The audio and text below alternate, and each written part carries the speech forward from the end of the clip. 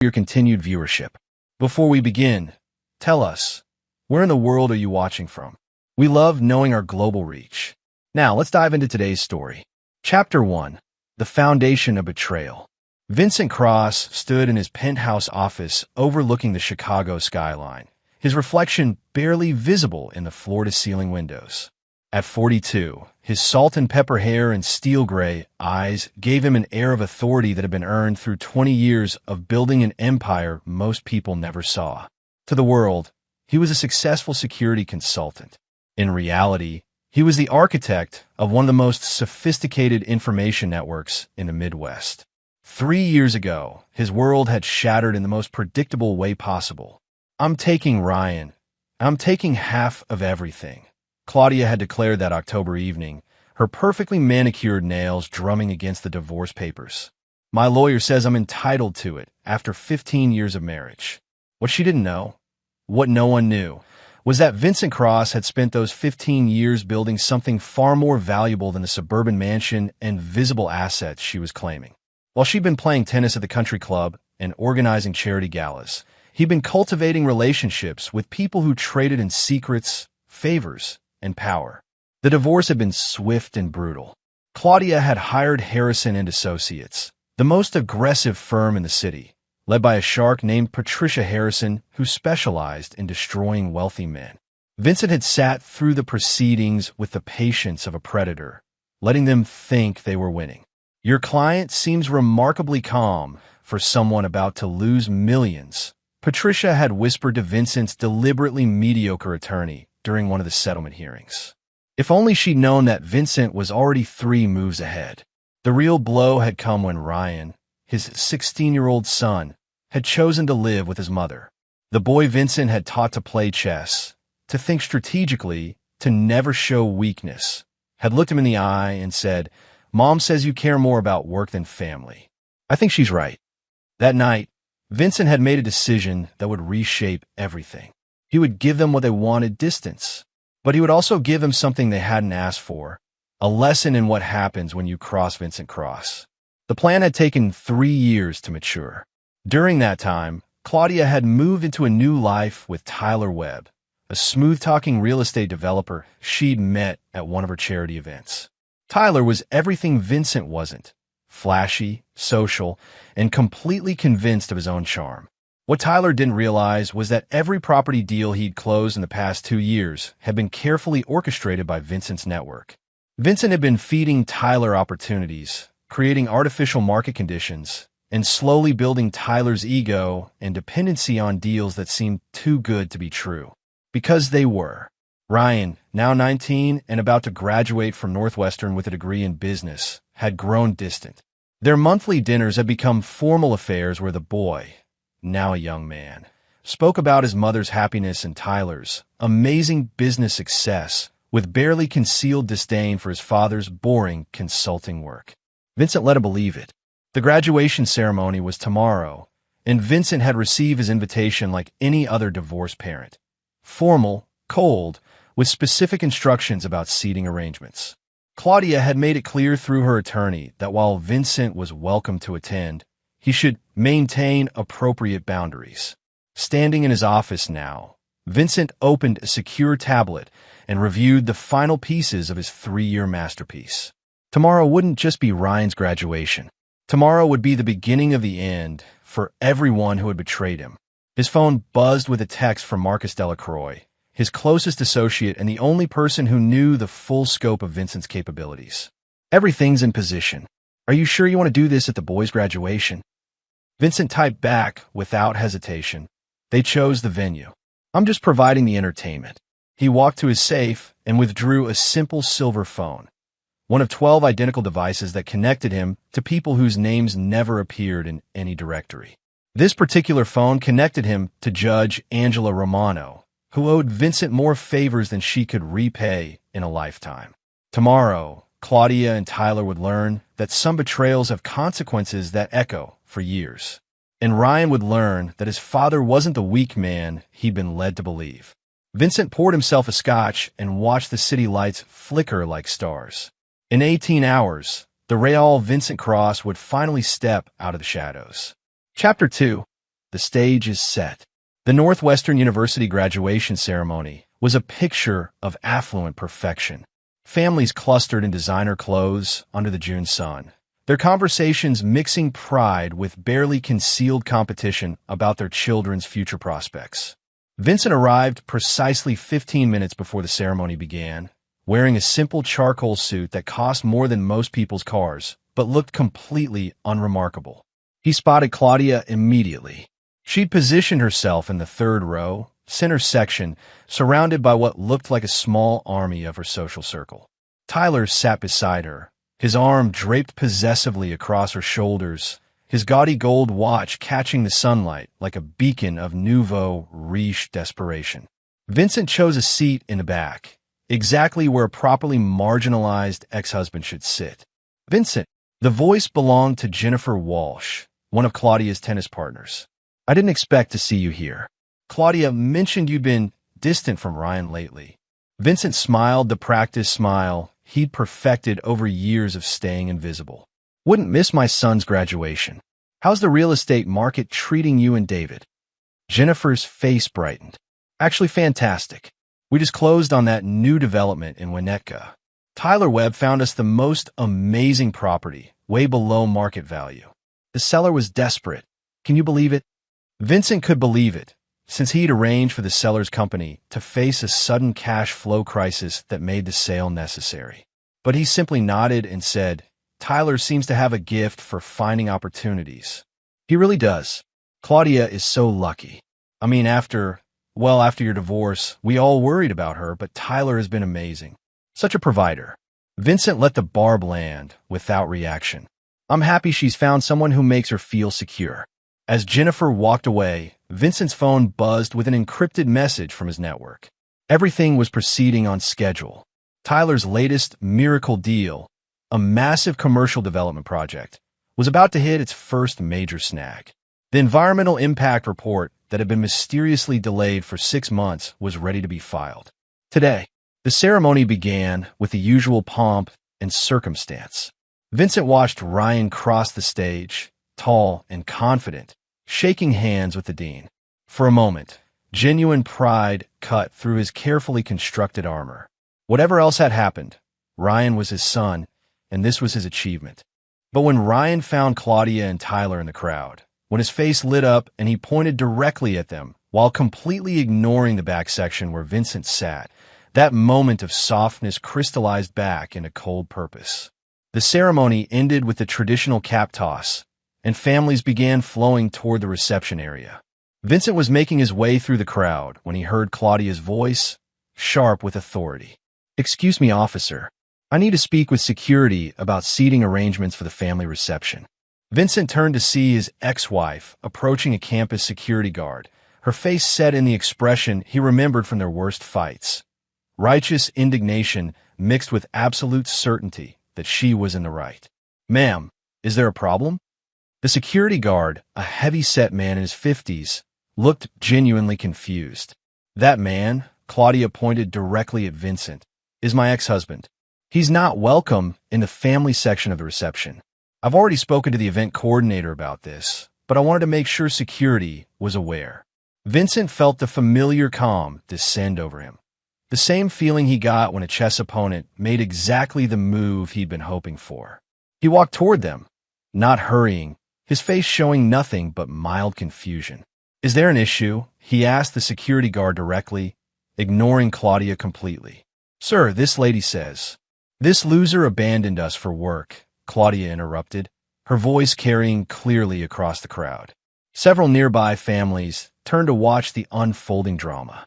He chose his precious consulting business over his family, and now he thinks he can just waltz in here and pretend to be father of the year.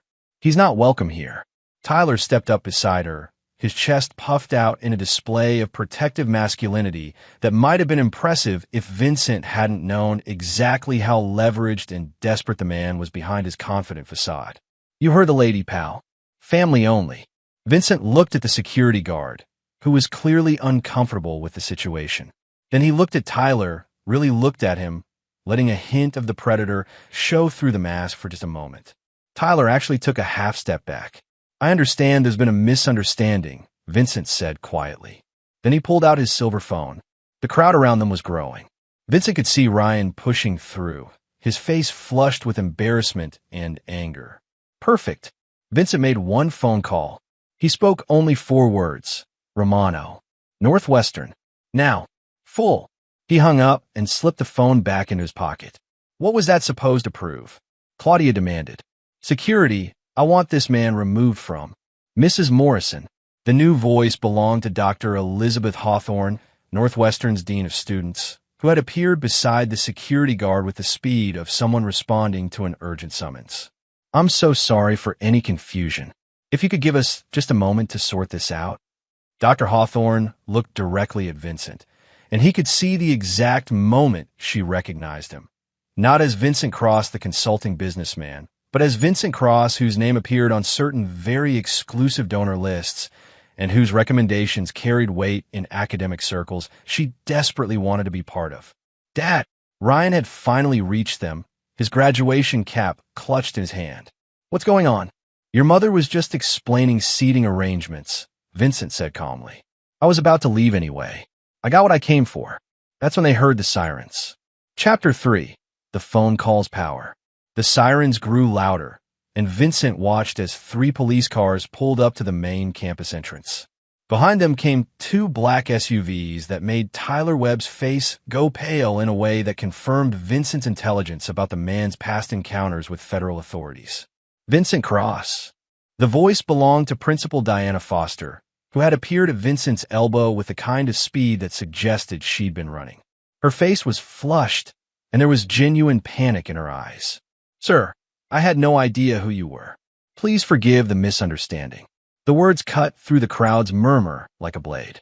Claudia's mouth fell open, and Vincent could see the exact moment she realized that the quiet, defeated ex-husband she'd been publicly humiliating might not be exactly who she thought he was. Who he is.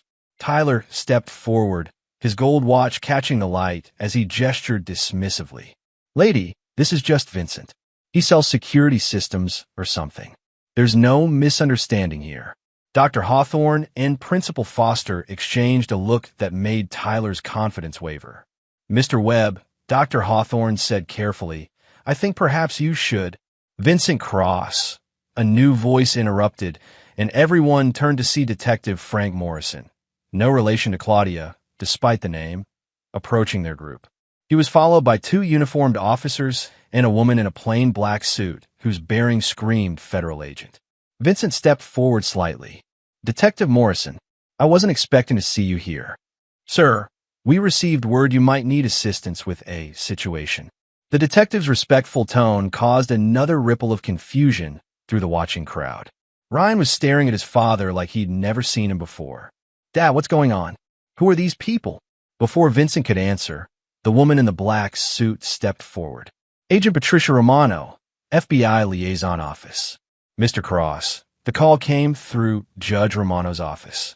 She said you might require federal assistance with a harassment situation. The blood drained from Claudia's face. Federal? Vincent, what the hell? Ma'am, Agent Romano's voice was crisp with authority. I'm going to need you to step back and lower your voice. Mr. Cross, would you like to file a formal complaint regarding the harassment you've experienced here? Vincent let the moment stretch, watching as Tyler's bravado crumbled and Claudia's world visibly shifted on its axis. The crowd of graduation families had formed a rough circle around them, no longer trying to pretend they weren't watching every second of the drama. That won't be necessary, Vincent said finally. I think there's simply been a misunderstanding about my background. Agent Romano, perhaps you could clarify for everyone who called in the request for assistance. The request came through Federal Judge Angela Romano's chambers. The judge indicated that any harassment of Vincent Cross should be treated as a priority matter. Tyler's face had gone from pale to green. Federal judge? Vincent, you never said you knew any federal judges. Mr. Webb. Vincent's voice carried a tone Tyler had never heard before. The voice of a man who had just stopped pretending to be harmless. There are a lot of things about me that never came up in casual conversation. For instance, did you know I'm familiar with your development project in Oak Brook? The one with the environmental impact report that was filed this morning. Tyler's expression went from confusion to horror in seconds. How do you? That report wasn't supposed to be filed until after you closed your financing and sold the pre-construction units? Vincent's smile was winter cold. Yes, I'm aware of the timeline you were hoping for.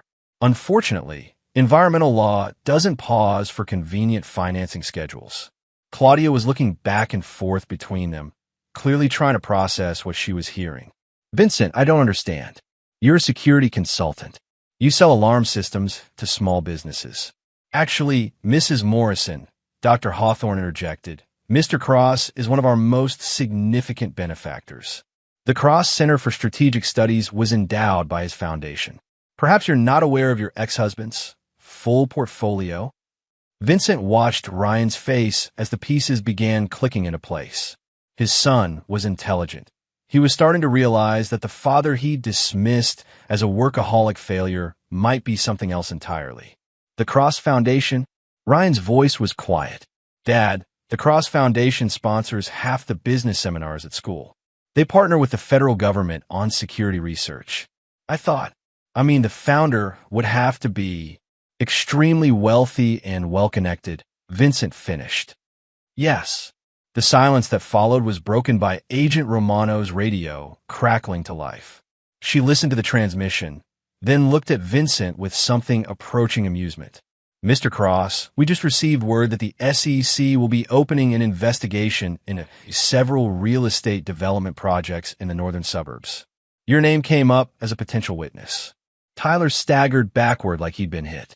SEC? Vincent, what did you do? I made some phone calls, Vincent said simply. Amazing what happens when you know the right people and have documentation of certain irregularities in financing disclosures. Claudia found her voice, though it came out as barely more than a whisper. Vincent, we need to talk. Privately. I don't think so. Vincent's voice was final. You made your choices 3 years ago. You chose to believe I was weak. You chose to take our son and teach him to see me as a failure. You chose to publicly humiliate me today because you thought I was powerless to respond. He stepped closer to her, his voice dropping so only she could hear.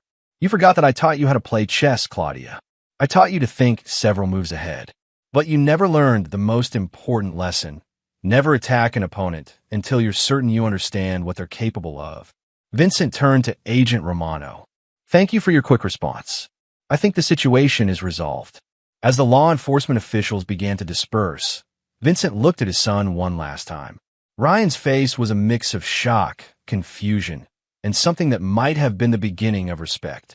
Ryan, Vincent said quietly, when you're ready to have an adult conversation about family loyalty and what it really means to choose sides, you know how to reach me. He turned and walked away, leaving behind a family in ruins and a crowd of witnesses who would spend years trying to understand what they'd just seen. Behind him, he heard Tyler's voice, desperate and breaking. Claudia, we need to call my lawyer. We need to call everyone. Vincent just destroyed everything. Vincent smiled as he reached his car. The game was just beginning. Chapter 4. The Network Unveiled. Vincent's penthouse office felt different that evening. For 3 years, it had been his war room, a place where he'd planned and schemed in shadow. Now, with his cover blown, it felt like what it had always been, the command center of one of the most sophisticated private intelligence networks in North America. Marcus Delacroix was waiting for him, feet up on the conference table, reading through a stack of files with the casual efficiency of a man who traded in secrets for a living. At 38, Marcus was everything Vincent wasn't. Charismatic, charming, and able to make friends with dangerous people who saw Vincent as too calculating to trust completely. Well, Marcus said without looking up, that was subtle. Subtlety was never the point. Vincent poured 2 glasses of scotch and handed one to his oldest friend. How much damage? To us? None. Your cover as boring security consultant is blown, but we've been preparing for that eventuality for months. Marcus accepted the drink and finally looked up from the files. To them, Tyler Webb is finished. The SEC investigation is real. They've been watching him for 6 months, and your documentation just gave them everything they needed to move. He'll be indicted within the week. Vincent settled into his chair and activated the wall display. 12 screens flickered to life, showing financial records, surveillance footage, communication intercepts, and real-time tracking data on 17 different targets across 3 states. And Claudia? Interesting question. Marcus pulled out a tablet and swiped through several documents. Legally, she's clean. She never signed anything related to Tyler's business, never received money directly from his fraudulent deals. She's just a woman who fell in love with a charming criminal. That's unfortunate. Vincent, Marcus's tone carried a warning.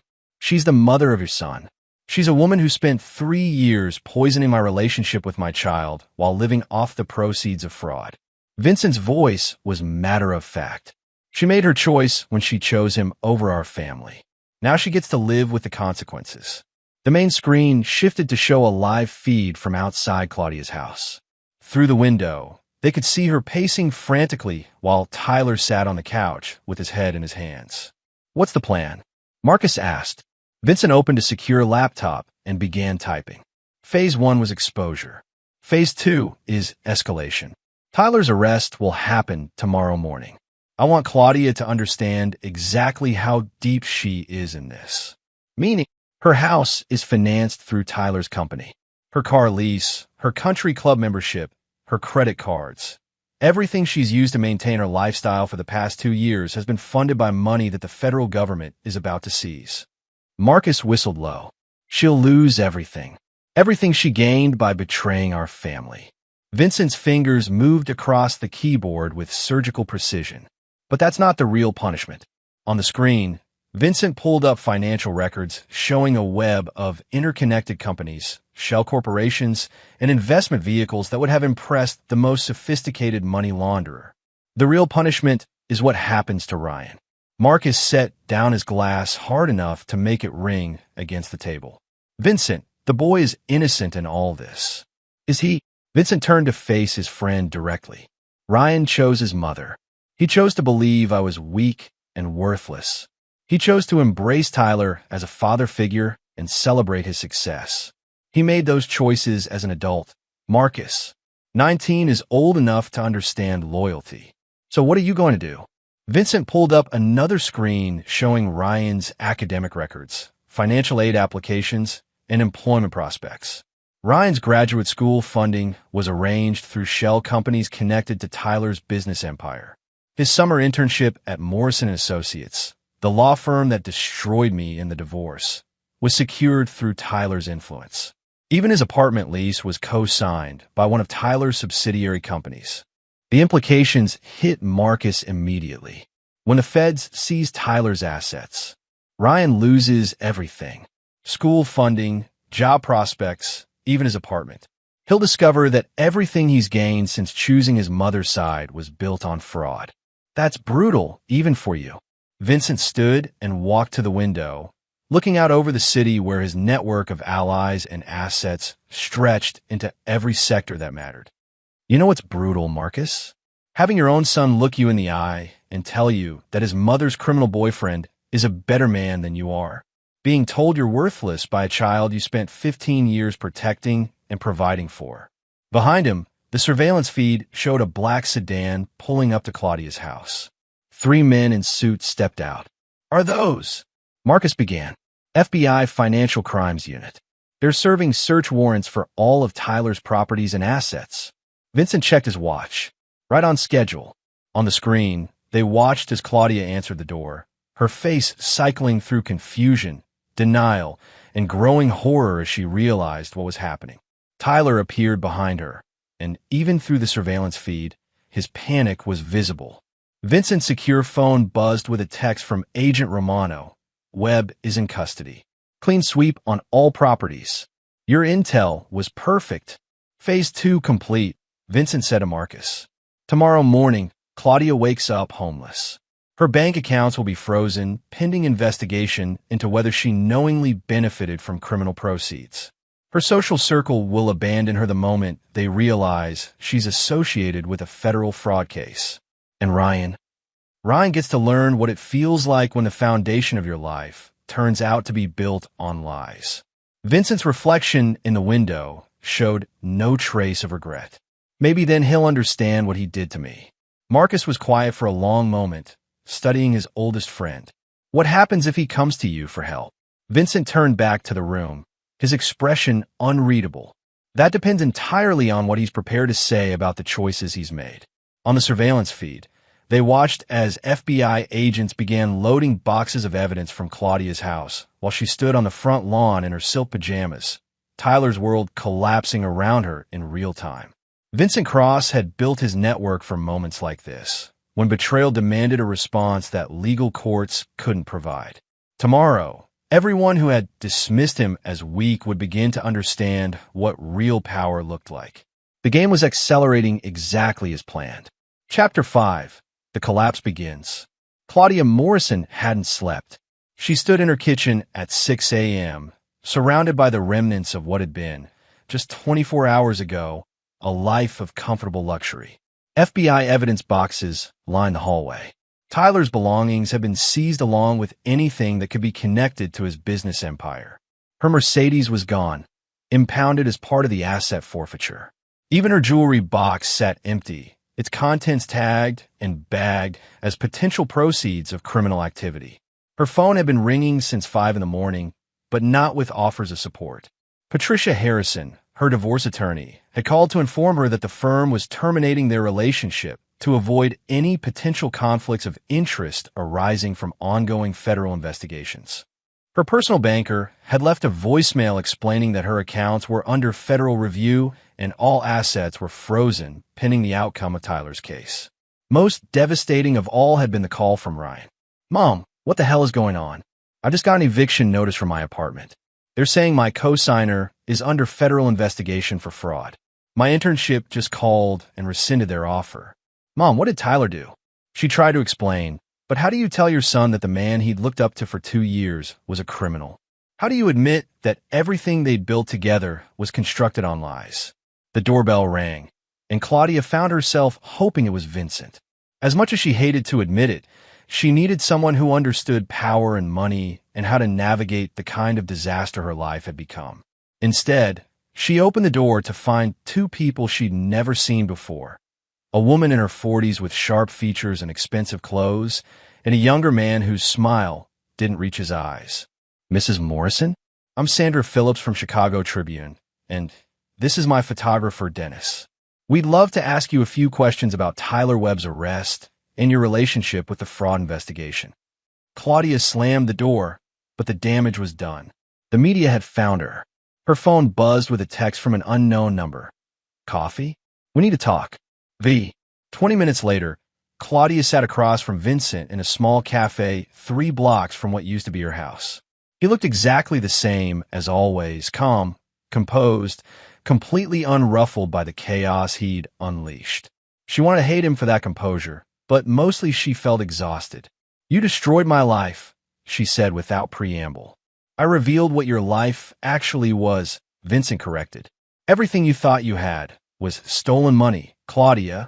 The house, the cars, the lifestyle, all of it came from Tyler defrauding investors out of millions of dollars." "I didn't know." "You didn't want to know." Vincent stirred his coffee with mechanical precision. "For 2 years, you lived with a man who made more money than his legitimate business could possibly generate. You never asked questions because you liked the answers the money provided." Claudia felt tears starting, but she forced them back. "What do you want from me, Vincent? Why did you ask me here? I want you to understand something." Vincent leaned forward slightly. Yesterday was just the beginning. Tyler's arrest, the asset seizures, the media attention. That's nothing compared to what's coming. "What are you talking about?" Vincent pulled out his phone and showed her a news article dated that morning. Local developers' fraud scheme spans 3 states. Federal investigation reveals decades of financial crimes. "Tyler didn't just defraud a few investors," Vincent continued. "He's been running a sophisticated Ponzi scheme for 8 years. The FBI estimates total damages at over $40 million. Hundreds of families lost their retirement savings, their children's college funds, their homes." Claudia's hand shook as she read the article. "Vincent, I swear I didn't know. But you benefited." Vincent's voice was relentless. You lived in luxury while people lost everything. You attended charity galas funded by stolen money. You turned our son against me and taught him to respect a criminal. Ryan didn't know either. You can't punish him for, can I? Vincent's smile was razor thin. Ryan is an adult who made adult choices. He chose to see me as a failure and Tyler as a success. He chose to accept money, opportunities, and support from Tyler's criminal enterprise. Now, he gets to live with the consequences of those choices. Claudia's phone buzzed with another call from a reporter. She declined it and looked back at Vincent. What do you want? Money? Revenge? Tell me what it'll take to stop this. There is no stopping this. Vincent finished his coffee and stood. Tyler will spend the next 15 to 20 years in federal prison. Every asset he controlled will be liquidated to compensate his victims. Everyone who benefited from his crimes will be investigated, including me, including you. Vincent put on his coat with careful precision. The FBI will want to interview you extensively. They'll examine every transaction, every purchase, every dollar you spent for the past 2 years. If they determine you knowingly participated in or benefited from Tyler's crimes, you'll face charges. Claudia felt the walls closing in. Vincent, please. I know we had problems, but I'm still the mother of your child. Doesn't that mean anything? Vincent looked at her for a long moment, and for just a second, she thought she saw something soft in his expression. Then it hardened back into cold assessment. You stopped being the mother of my child when you chose to poison him against me. You became Tyler's partner when you chose his money over our family. He turned to leave, then paused. There's one thing you should know, Claudia. Tyler didn't just steal from strangers. Some of his early victims were people I cared about. People whose lives he destroyed long before he met you. What does that mean? Vincent's smile was winter cold. It means this was never just about our divorce. This was about justice. Tyler Webb destroyed families, and I've spent 3 years making sure he would pay for it. You just happened to choose the wrong side. As Vincent walked away, Claudia realized with growing horror that she'd never been collateral damage in his revenge against Tyler. She'd been part of the target from the beginning. Her phone rang again. This time, it was Ryan, and his voice was shaking with panic. Mom, I just got a call from the FBI. They want to interview me about Tyler's business. They're asking about gifts, payments, anything he might have given me. Mom, what am I supposed to tell them? Claudia closed her eyes and tried to find an answer that wouldn't destroy what was left of her son's life. But Vincent had been right about one thing. Tyler's money had touched everything they'd built together, and now it was all falling apart. The game was far from over. Chapter 6, The Son's Reckoning. Ryan Cross sat in the sterile FBI field office conference room, his hands clasped so tightly his knuckles had gone white. Across from him, Agent Patricia Romano and Detective Frank Morrison had spread out a collection of documents that chronicled 2 years of his life in uncomfortable detail. Bank statements showing deposits from Tyler Webb Enterprises. Lease agreements co-signed by shell companies. Academic funding traced back to fraudulent investment schemes. Even his Northwestern graduation party had been paid for with stolen money. Mr. Cross, Agent Romano's voice was professional but not unkind. We want to be clear that you're not currently suspected of any criminal activity. We believe you were unaware of Mr. Webb's illegal operations.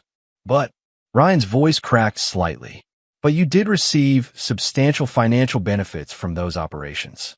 Money that will need to be repaid to Mr. Webb's victims as part of the restitution process. Detective Morrison leaned forward. Ryan, can I call you Ryan? We're talking about approximately $68,000 in direct benefits over the past 2 years. Apartment deposits, tuition assistance, car payments, even some of your mother's household expenses that indirectly benefited you. Ryan felt sick. I didn't know. I swear to God, I thought Tyler was just successful. He said his business was booming, that he wanted to help because he cared about my future. We believe you, Agent Romano said. The question now is what happens next. Federal law requires that proceeds from criminal activity be returned to victims, regardless of whether the recipient knew the money was stolen. So I have to pay it back. Eventually, yes. The court will work out a payment plan based on your income and assets. But Ryan, there's something else we need to discuss. Agent Romano pulled out another file, this one thicker than the others. Your father, Vincent Cross. Tell us about your relationship with him. Ryan looked confused. My dad? What does he have to do with this? He's the one who provided us with the evidence that broke open Tyler Webb's operation. Financial records, communication intercepts, business transaction histories going back 8 years. Without your father's cooperation, Tyler Webb would still be operating. The room seemed to spin around Ryan. My dad? But he's just a security consultant. He sells alarm systems. Detective Morrison and Agent Romano exchanged a look. Son, your father runs one of the most sophisticated private intelligence gathering operations in the Midwest. He has connections in federal law enforcement, the judiciary, and financial oversight agencies that most Fortune 500 companies would kill for. That's impossible. My mom always said. Your mother said what your father allowed her to say. Agent Romano's tone was gentle but firm. Vincent Cross has been operating under deep cover for nearly 20 years. Very few people know the true extent of his capabilities. Ryan stared at the documents in front of him, trying to process what he was hearing. Are you saying my dad is like a spy or something? We're saying your father is a man who has spent decades building relationships with people who can get things done when the legal system moves too slowly. Detective Morrison tapped the files. Every piece of evidence we have against Tyler Webb came from your father's network. Bank records that should have taken months to obtain, communication intercept from sources we can't even identify, financial analysis that would have required teams of federal accountants. But why? Ryan's voice was barely above a whisper. Why would he go after Tyler? Why didn't he just tell me what Tyler really was? Agent Romano leaned back in her chair. Ryan, did you ever wonder why your father never fought the divorce settlement? Why he let your mother take half of everything without any real resistance? Ryan had wondered about that. His father's lawyer had been competent but not aggressive, and Vincent had seemed almost passive during the proceedings. Because he was already planning this, Ryan realized with growing horror. He knew about Tyler from the beginning. Tyler Webb's first major fraud was in 2019, Detective Morrison confirmed. He scammed a group of small investors out of their life savings to fund his initial real estate purchases. One of those investors was a woman named Margaret Santos. Agent Romano pulled out a photograph of an elderly Hispanic woman. Margaret Santos worked 2 jobs for 30 years to save money for her daughter's medical school. Tyler Webb convinced her to invest everything in a development project that never existed. She lost $180,000 and died of a heart attack 6 months later when the stress of bankruptcy became too much. Ryan felt physically sick. Oh God, Margaret Santos cleaned your father's office building for 12 years. Vincent Cross paid for her daughter's medical school after Margaret lost everything. He's been hunting Tyler Webb for 3 years, waiting for the right moment to destroy him completely. The room was silent except for the hum of fluorescent lights. Ryan tried to reconcile this information with the father he thought he knew, the quiet, distant man who seemed to care more about work than family. My mom, does she know? Your mother chose to believe Tyler Webb over your father, Agent Romano said carefully. She chose to accept money and lifestyle improvements without asking where they came from. Your father gave her every opportunity to see Tyler for what he was. And me? Ryan's voice was hollow. What about me? Detective Morrison was blunt. You chose too, son. You chose to see your father as a failure and Tyler as a success. You chose to accept Tyler's support and turn your back on the man who raised you. Ryan put his head in his hands. I didn't know. Nobody told me. Your father assumed you'd figured out. He assumed the son he'd taught to think critically and investigate thoroughly would see through Tyler Webb's facade. Agent Romano's voice wasn't cruel, but it wasn't particularly sympathetic either. Instead, you chose the easy answer. Tyler was successful. Your father was boring. So Tyler must be the better man. The implications were crushing. Every conversation with his father over the past 2 years, every time Ryan had dismissed Vincent's concerns about Tyler, every family dinner where he'd bragged about Tyler's generosity while barely acknowledging his father's presence. Can I talk to him? My dad. Agent Romano checked her watch. He's actually here in the building. He's been briefing our financial crimes unit on the evidence package. Would you like us to ask if he's available? Ryan nodded, not trusting his voice. 20 minutes later, Vincent Cross entered the conference room. He looked exactly the same as always, calm, composed, completely in control. But now Ryan was seeing him with different eyes. "Hello, Ryan." "Dad." Ryan's voice cracked. "I'm so sorry. I'm so goddamn sorry. I didn't know what Tyler was, and I didn't know what you were, and I chose wrong about everything." Vincent sat down across from his son and studied him for a long moment. "What are you sorry for, specifically?" The question caught Ryan off guard. For believing Mom when she said you were just a workaholic who didn't care about family. For accepting Tyler's money. For treating you like you were less than him. "Those were choices you made as an adult," Vincent said quietly. "I'm not interested in apologies for poor judgment.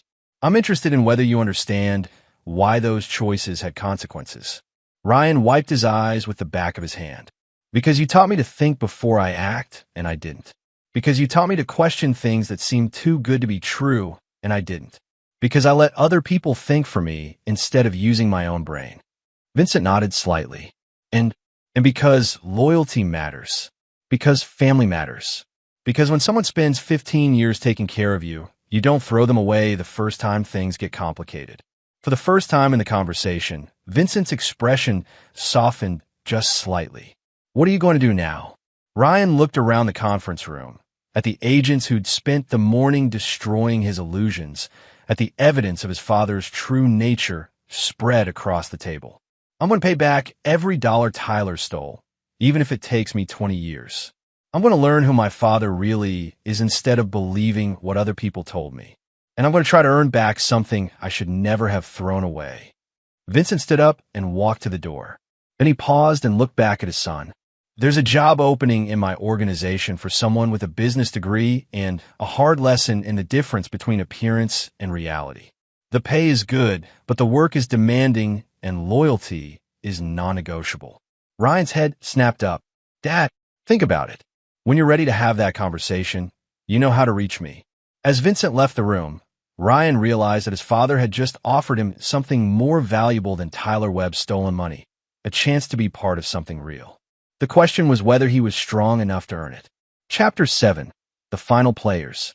3 weeks after Tyler Webb's arrest, Vincent Cross stood in his private conference room, facing 7 people who represented the various factions still standing in the wreckage of his 3-year operation.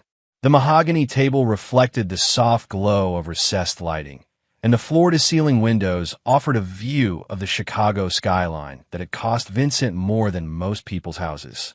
At one end of the table sat Judge Angela Romano, her federal robes replaced by a simple black dress that somehow made her more intimidating rather than less. Next to her was FBI agent Patricia Romano, no relation, despite the name, whose investigation had officially closed the Webb case, but opened several new avenues of inquiry. Across from them sat Marcus Delacroix, Vincent's oldest friend and the architect of much of the intelligence network that had made the Webb takedown possible. Beside Marcus was Detective Frank Morrison, whose cooperation had been essential to the operation's success.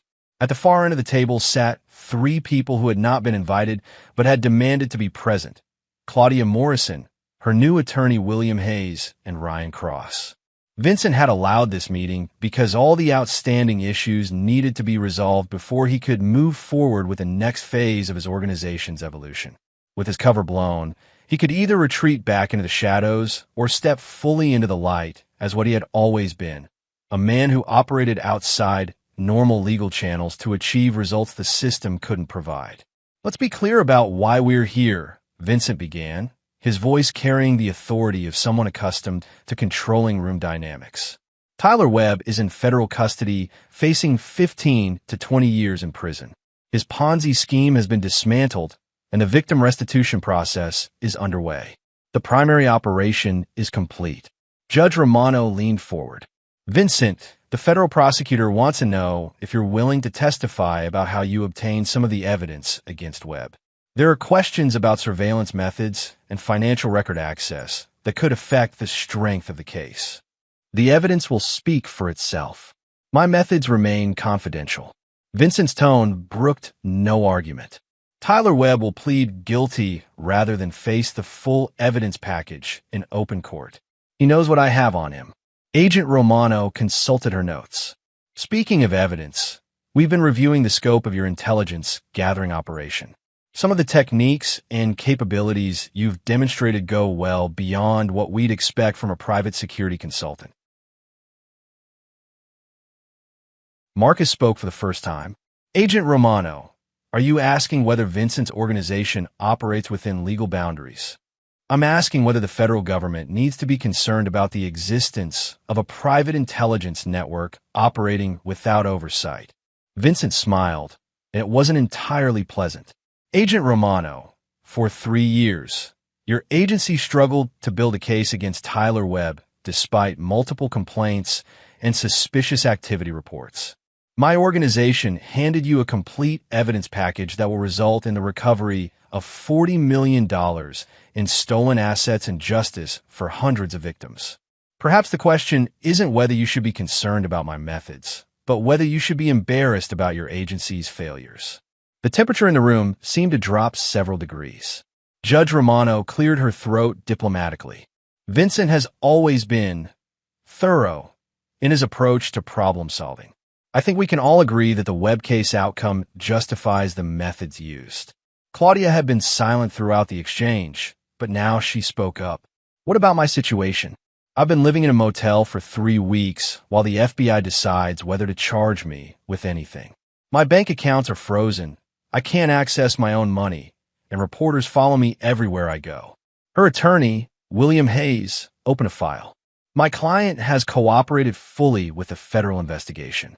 She's provided complete financial records, submitted to multiple interviews, and offered to repay any money that can be definitively traced to Tyler Webb's criminal activity. We believe the continued asset freeze is punitive rather than investigative. Vincent turned his attention to Claudia for the first time since the meeting began. Claudia, you lived with Tyler Webb for 2 years. You accepted gifts, vacations, and lifestyle improvements funded by money stolen from families like Margaret Santos. You chose not to question where that money came from because you liked the life it provided.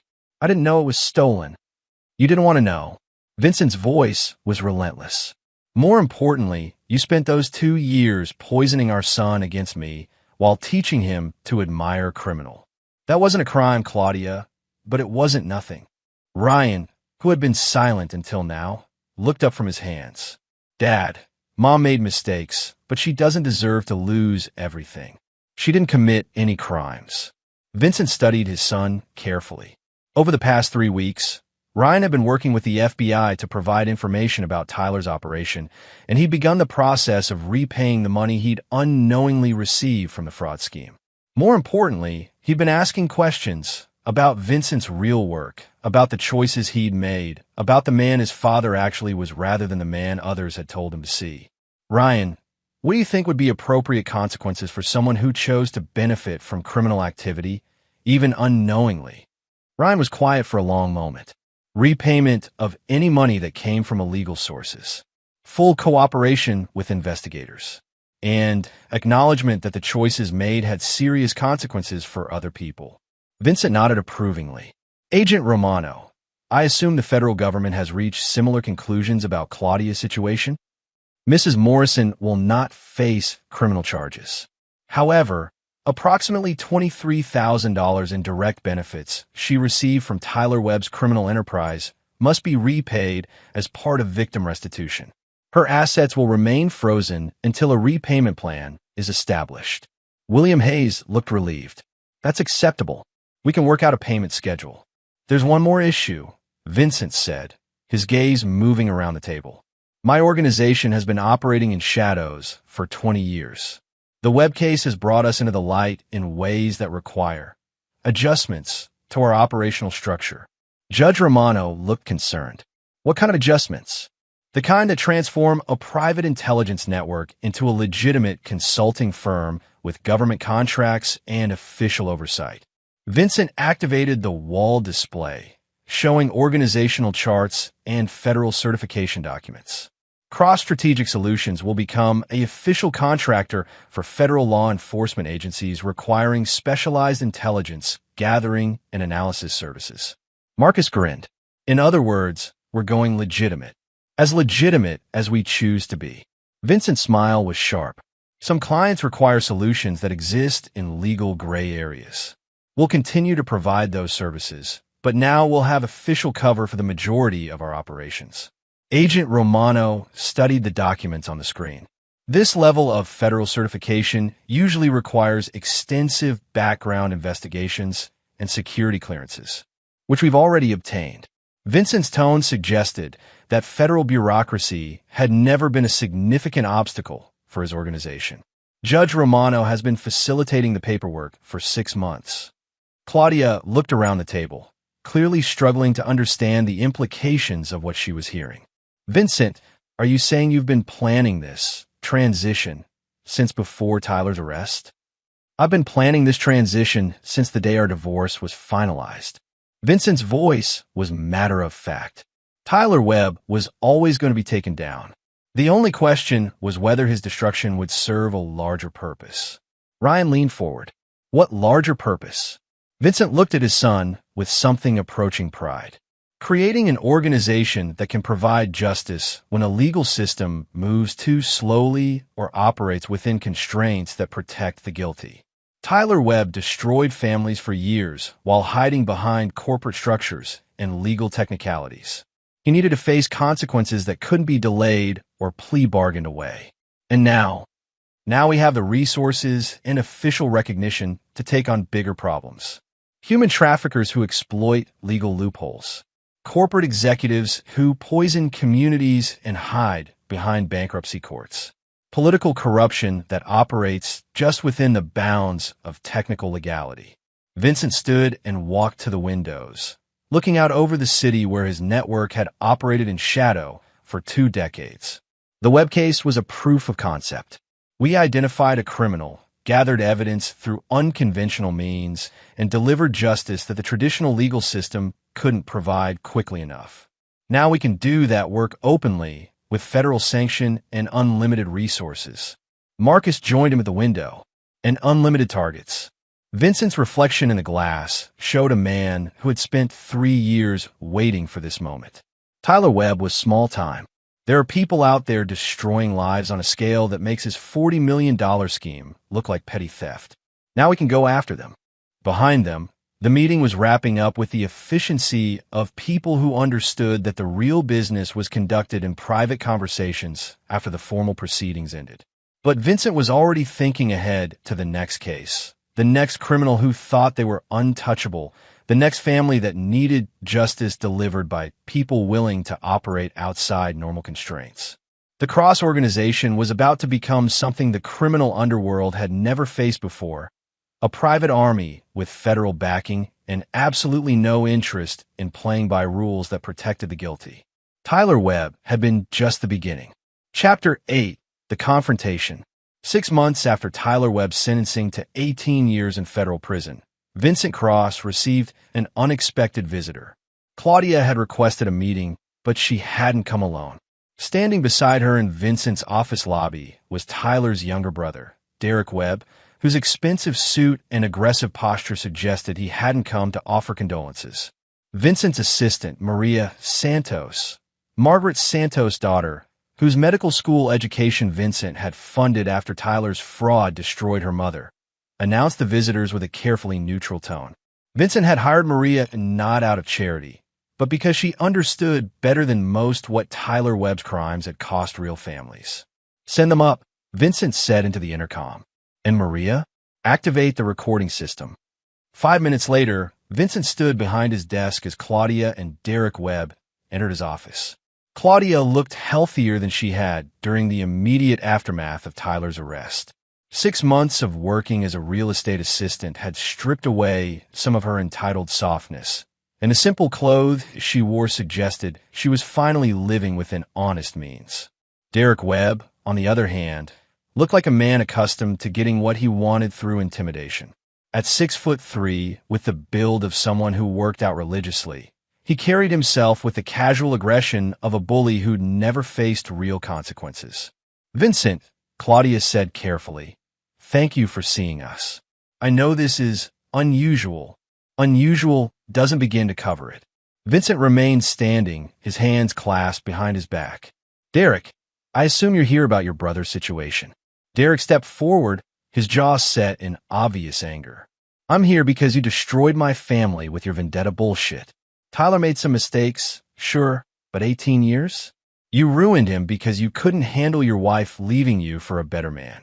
Vincent's expression didn't change, but the temperature in the room seemed to drop. "Derek, your brother stole $43 million from families like Margaret Santos. He destroyed retirement funds, college savings, and medical treatment money. 18 years is actually quite lenient. That's bullshit, and you know it." Derek's voice was rising. "Tyler was a successful businessman who got caught up in some bad investments. You're the one who manufactured evidence and manipulated federal agencies because you're a pathetic loser who couldn't keep his wife happy." Claudia put a restraining hand on Derek's arm. "Derek, please. That's not why we're here." Vincent walked around his desk, moving with the controlled calm of a predator who wasn't threatened by the loud posturing of his visitors. "Actually, Claudia, I think Derek should finish his thought. What exactly do you think I did, Derek? I think you used your government connections to frame Tyler for crimes he didn't commit. I think you planted evidence and bribed investigators because you couldn't stand that Claudia chose him over you." Vincent smiled, and it wasn't pleasant. "That's an interesting theory. Would you like to see the evidence against your brother?" "I've seen the evidence. It's all circumstantial bullshit that could have been manufactured by anyone with the right connections." Vincent activated his wall display, and financial records began scrolling across multiple screens. Bank transfers, wire records, communication intercepts, and video surveillance footage filled the room with the overwhelming documentation of Tyler Webb's criminal enterprise. "Derek, this is just the first 10% of the evidence package. Would you like me to show you the communications where Tyler explicitly discusses defrauding elderly investors? The video surveillance of him lying to families about guaranteed returns? The recordings of him laughing about stupid old people who trusted him with their life savings?" Derek's confidence wavered as the scope of the evidence became clear. That could be faked. Technology today, you can fake anything. "You're right, Derek. Technology is remarkable." Vincent pressed another button, and the room filled with audio of Tyler's voice, crystal clear and unmistakably authentic. "The Santos woman is perfect, elderly, desperate, and stupid enough to believe anything I tell her about guaranteed returns. I'm going to take every penny she has, and she'll thank me for the opportunity." Claudia went pale. She'd heard pieces of the evidence during the federal investigation, but hearing Tyler's voice dismissing Margaret Santos as a target made her stomach turn. Derek was staring at the screens in shock. Tyler wouldn't. Your brother was a predator, Derek. He specifically targeted elderly immigrants, widows, and blue-collar families because he knew they'd be less likely to have sophisticated legal representation when he stole their money. Vincent activated another display showing photographs of Tyler's victims. Elderly faces, middle-aged couples, young families, dozens of people whose lives had been destroyed by the man Derek was defending. Margaret Santos died of a heart attack 6 months after Tyler stole her life savings. Harold Martinez lost his house and had to move in with his daughter after Tyler took his retirement fund. The Wilson family couldn't afford their son's cancer treatment after Tyler convinced them to invest their insurance settlement in a development project that never existed. Derek sank into a chair, the fight going out of him as he processed the scope of his brother's crimes. "I didn't know.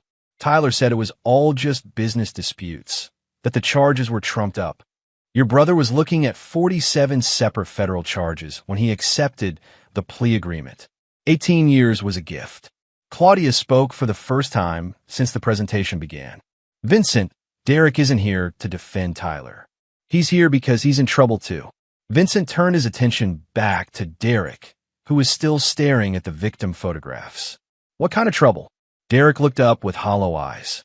"The FBI says I might have unknowingly received proceeds from Tyler's crimes." Money he gave me for my restaurant, loans he co-signed, business investments we did together. They want me to repay almost $200,000, but I don't have it. The restaurant barely breaks even, and everything else is mortgaged. And you came to me because Claudia said you might be willing to work out some kind of arrangement, that maybe we could find a way to resolve this without destroying my business. Vincent walked back to his desk and sat down, studying Derek with the clinical interest of an entomologist examining an interesting specimen. Derek, you spent the first 10 minutes of this meeting accusing me of framing your brother and manufacturing evidence. Now you want my help avoiding the consequences of benefiting from his crimes. Do you see the contradiction? Derek's face flushed red. Look, I was wrong about Tyler. I can see that now. But I didn't know what he was doing, and I can't pay back money I don't have. What can you pay? Derek looked confused. What? If the full amount is $200,000, what can you realistically pay without destroying your business? Maybe $50,000 over 5 years? If business stays steady and I don't have any major expenses. Vincent was quiet for a long moment, his fingers steepled as he considered options. There might be a way to structure a payment plan that satisfies the federal restitution requirements without destroying your restaurant. Derek's head snapped up. Really? You'd help me even after what I said? I'd help Tyler's victims recover as much as possible from the people who benefited from his crimes. Your restaurant employs 12 people, Derek. Destroying it doesn't serve anyone's interests. Vincent pulled out a legal pad and began writing. However, my assistance would come with conditions. What kind of conditions? First, you make a public statement acknowledging that your brother was guilty of every charge against him and expressing genuine remorse for the harm he caused. Second, you cooperate fully with any future investigations into Tyler's associates and business partners.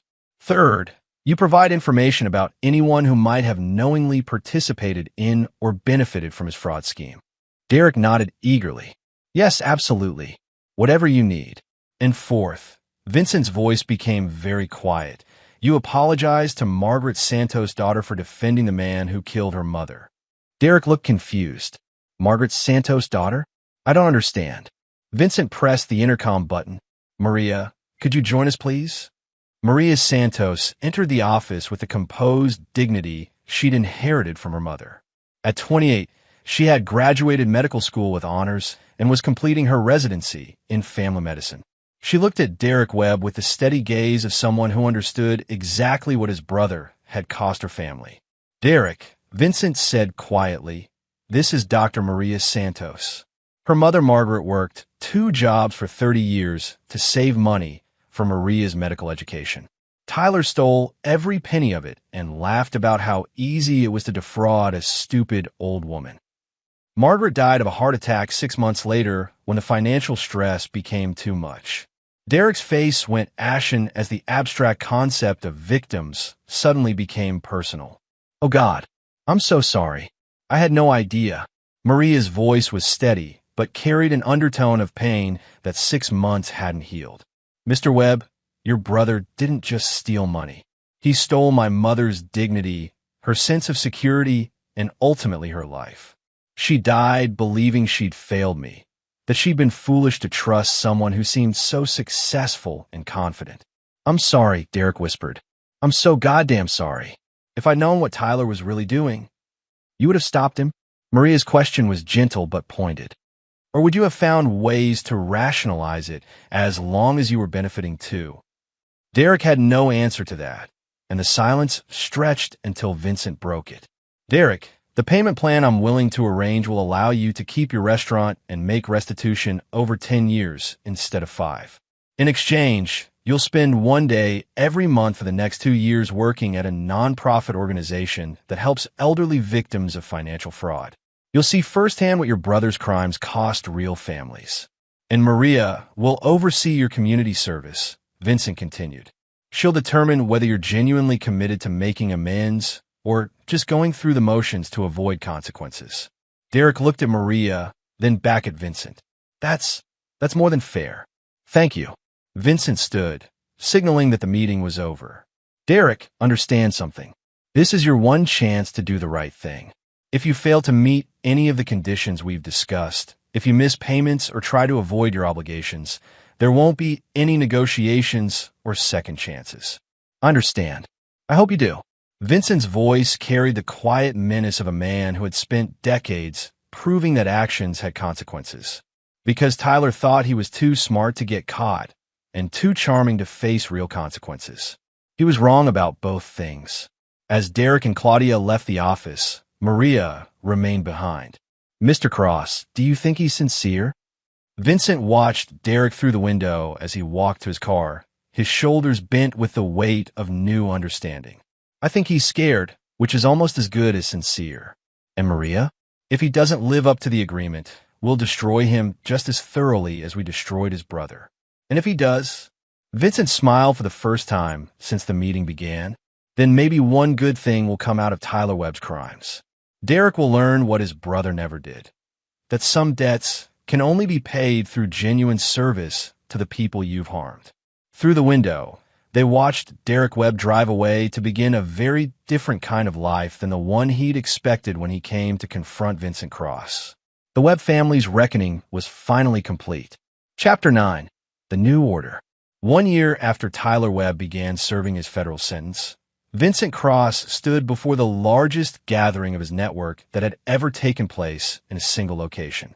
The abandoned warehouse in South Chicago had been transformed into a sophisticated command center, with multiple screens displaying real-time intelligence feeds from 6 different states and communication links to federal agencies, local law enforcement, and private contractors across the country.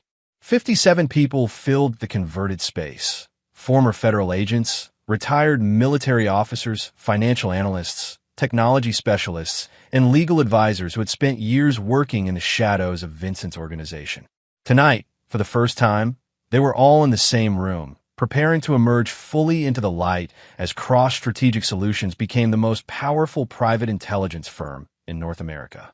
Vincent had spent the years since Tyler's arrest carefully orchestrating this transition. Federal contracts worth $37 million had been secured. Partnerships with major corporations, law enforcement agencies, and government departments had been formalized. Most importantly, the organization's reputation for delivering results that traditional legal channels couldn't provide had attracted clients whose problems required solutions operating in carefully defined gray areas. Marcus Delacroix stood at Vincent's right hand, his role as operational director now official rather than clandestine. To Vincent's left stood Judge Angela Romano, whose federal connections had been instrumental in legitimizing the organization's more questionable intelligence-gathering methods. But the person Vincent was most focused on stood near the back of the group, taking notes with the intensity of someone who understood they were witnessing history. Ryan Cross had spent the past year earning his place in his father's organization through 12-hour days, dangerous field work, and a demonstrated commitment to the principles that defined Cross Strategic Solutions: loyalty, thoroughness, and the understanding that some forms of justice couldn't wait for legal systems to catch up. Ladies and gentlemen, Vincent began, his voice carrying easily through the converted warehouse. For 20 years, this organization has operated on the principle that evil prospers when good people are constrained by rules that protect the guilty. Tonight, we stop hiding what we are. The screens around the room shifted to display a map of North America marked with dozens of red indicators. Each marker represented an active case: human trafficking networks, corporate executives poisoning communities, political corruption that existed just within legal boundaries, financial predators targeting vulnerable populations. Cross Strategic Solutions will be what Tyler Webb never expected to face: an organization with unlimited resources, federal backing, and absolutely no interest in playing by rules designed to protect criminals from consequences. Agent Patricia Romano, whose FBI liaison role had evolved into something resembling a permanent partnership, stepped forward. Vincent, the federal government, is prepared to provide unprecedented cooperation for operations targeting crimes that traditional law enforcement struggles to prosecute effectively. Judge Romano added, "The judicial system will fast-track warrants and legal proceedings for cases originating from Cross Strategic Solutions intelligence. We've learned that sometimes justice delayed is justice denied. Vincent activated another display showing financial projections and operational capabilities. We currently have the resources to maintain 47 simultaneous investigations, with analysis teams capable of processing intelligence faster than most federal agencies. Our technology division has developed surveillance and financial tracking capabilities that exceed anything available to traditional law enforcement. Marcus grinned as he pointed to a section of the display showing international partnerships. And we're not limited by jurisdictional boundaries. When criminals operate across state or national lines, we can coordinate responses that individual agencies can't match. Ryan stepped forward from the back of the group. Over the past year, he transformed from a confused college graduate into a focused operative who understood both the capabilities and the responsibilities of the organization he was joining. Dad, what about accountability? If we're operating with this much power and freedom, how do we make sure we don't become what we're fighting against? The question drew approving nods from several team members, and Vincent felt a surge of pride at his son's development. Ryan, that's exactly the right question. Marcus activated a final display showing oversight mechanisms and ethical guidelines. Every operation requires approval from a review board that includes federal representatives, legal advisors, and community advocates. Every target must meet specific criteria for harm caused and likelihood of escaping traditional prosecution. And every team member undergoes psychological evaluation every 6 months to ensure the work isn't corrupting our judgment. Most importantly, Vincent continued, we operate with complete transparency to our oversight partners. Judge Romano reviews all surveillance requests. Agent Romano coordinates with federal prosecutors to ensure our intelligence gathering supports rather than undermines official investigations. And our financial analysts document every dollar spent to prevent the kind of corruption that destroyed Tyler Webb. Dr. Maria Santos, whose role had evolved from assistant to community liaison, spoke from her position near the front of the group. Mr. Cross, what about the families we serve? How do we make sure victims' voices are heard in the process? Vincent smiled at the question that demonstrated exactly why Maria had become indispensable to the organization's mission. Maria, you'll be leading our victim advocacy division. Every case will include representatives of the affected communities, and every resolution will prioritize restitution and support for the people who were harmed. The warehouse fell silent as the team absorbed the scope of what they were building. This wasn't just a private investigation firm or a security consulting company. This was something unprecedented, a private organization with federal backing designed to deliver justice that traditional systems couldn't provide. Our first major case under the new structure, Vincent announced, involves a pharmaceutical company that's been knowingly selling contaminated medications to low-income communities. The FDA has been investigating for 3 years, but corporate lawyers have delayed any meaningful action through regulatory challenges and political pressure. Agent Romano nodded grimly. Traditional prosecution would take another 2 years minimum, during which hundreds of people will receive medications that could cause permanent health damage. Cross-strategic solutions will resolve this case in 6 weeks, Vincent stated with quiet confidence. We'll provide complete documentation of corporate malfeasance, trace the financial incentives that drove the decision to prioritize profits over public health, and coordinate with federal agencies to ensure the responsible executives face both criminal charges and personal financial liability.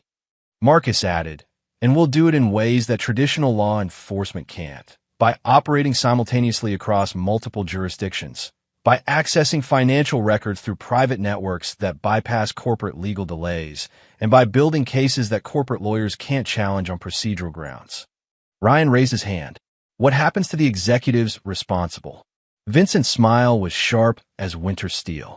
The same thing that happened to Tyler Webb. They'll face consequences they never thought were possible, delivered by people they never knew existed. As the meeting concluded and team members began dispersing to their new assignments, Vincent stood with Marcus and Ryan, watching the screens that displayed their growing network of operations across the continent. You know, Marcus said thoughtfully, Tyler Webb probably thought he was just stealing money from some old lady when he targeted Margaret Santos.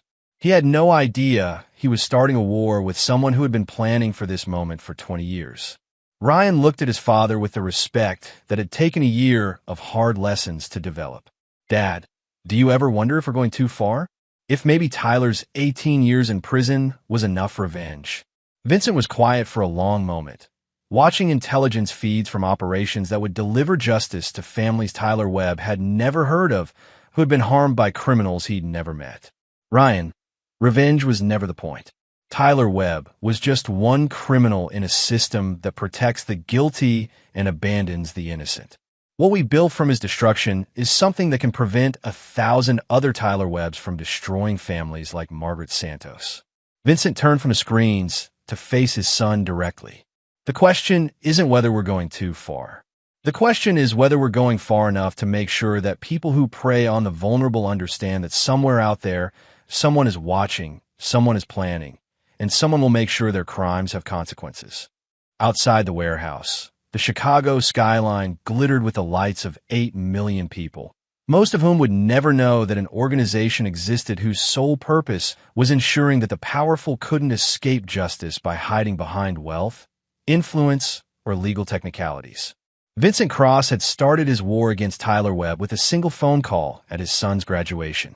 Now, 1 year later, he commanded an army that would make criminals across the continent understand a simple truth: actions have consequences, and some debts can only be paid in full. The Cross organization had become exactly what Vincent had always intended: a force that criminals could neither predict, nor understand, nor escape. And Tyler Webb, serving 18 years in federal prison, would spend every day of his sentence knowing that his destruction had been just the beginning of something much larger and more dangerous than he had ever imagined possible. Justice, Vincent had learned, was not just about punishment. It was about building systems that ensured punishment was inevitable, inescapable, and precisely calibrated to the harm that had been caused. The game was no longer just one. The game had been fundamentally changed forever. And there you have it. Another story comes to an end. What did you think? I'd love to hear your thoughts in the comments below. If you enjoy this story, consider joining our community by subscribing. It means the world to us. For more stories like this one, check out the recommended videos on screen, and I'll see you there.